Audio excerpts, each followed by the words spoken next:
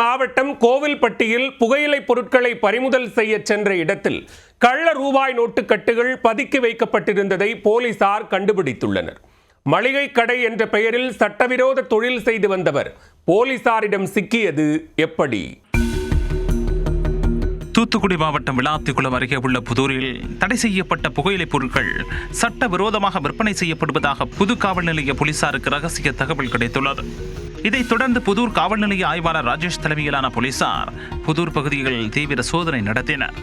அப்போது முருகன் என்பவருக்கு சொந்தமான மளிகை கடையை சோதனை செய்ததில் அங்கு தடை செய்யப்பட்ட புகையிலை பொருட்கள் சட்டவிரோதமாக விற்பனைக்கு வைத்திருந்தது தெரிய வந்தது. அதனை போலீசார் பறிமுதல் செய்தது மட்டுமின்றி அவரது வீட்டில் புகையிலை பொருட்கள் ஏதும் இருக்கிறதா என்பது குறித்தும் சோதனை நடத்தினர். அங்கு சந்தேகத்திற்கிடமாக இருந்த பண்டல்கள் குறித்து போலீசார் முருகனிடம் கேட்டபோது முன்னுக்கு பின் முரணாக பதில் சொல்லியிருக்கிறார்.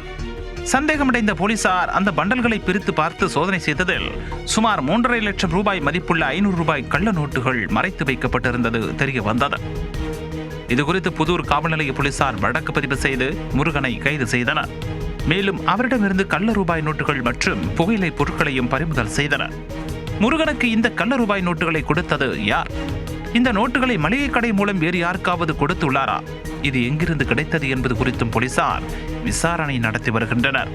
போலீசார் கள்ள நோட்டுகளை கைப்பற்றியதும் முதலில் இதனை குழந்தைகள் விளையாடும் டம்மி நோட்டு என்றும் தனக்கும் தனது மனைவிக்கும் பிடிக்காத காரணத்தினால் அவர் வைத்திருக்கலாம் எனவும் போலீசாரை குழப்பி இருக்கிறார் முருகன்.